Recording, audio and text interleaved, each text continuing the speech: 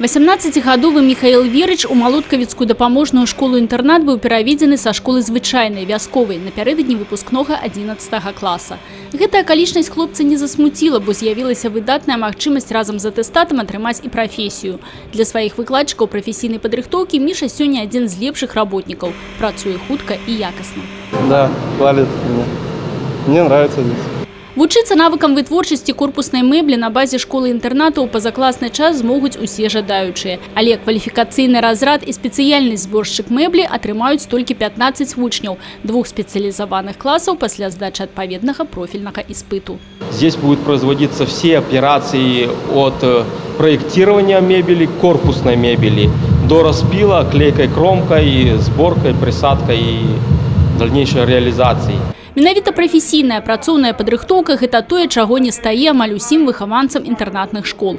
Дзякуючы беларуска-польскаму супрацоўніцтву, магчымасць поўнай сацыялізацыі ў самастойны дарослы свет з'явілася пакуль толькі тут, у Пінскім раёне. Сярод дапаможных школ-інтэрнатаў в области яна стала першай і адзінай. Проекты сами по себе мы планировали такие, чтобы там были реально дети наши задействованы, чтобы те операции, которые выполняются на том или ином оборудовании, они были просты и понятны нашим детям, чтобы они могли там работать.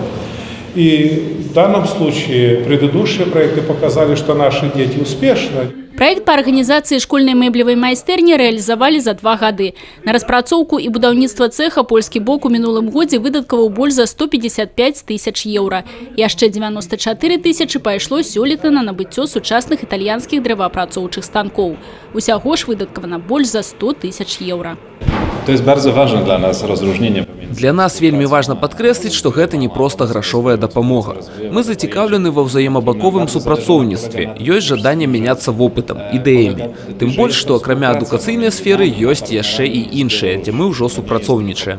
Напрыклад, прыватнае прадпрымальніцтва. Мэблевы цех – это 5-й реализованы ў Малоткавіцкай школе беларуска-польскі проект за 4 гады. Раней тут з'явіліся керамічная, багетная і сталярная майстэрні. Наладжана вытворчасць бардзюраў, падмуркавых блокаў і тратуарнай пліткі. Набыта абсталяванне для ламінавання і брашуравання. На чарзе швейная майстэрня.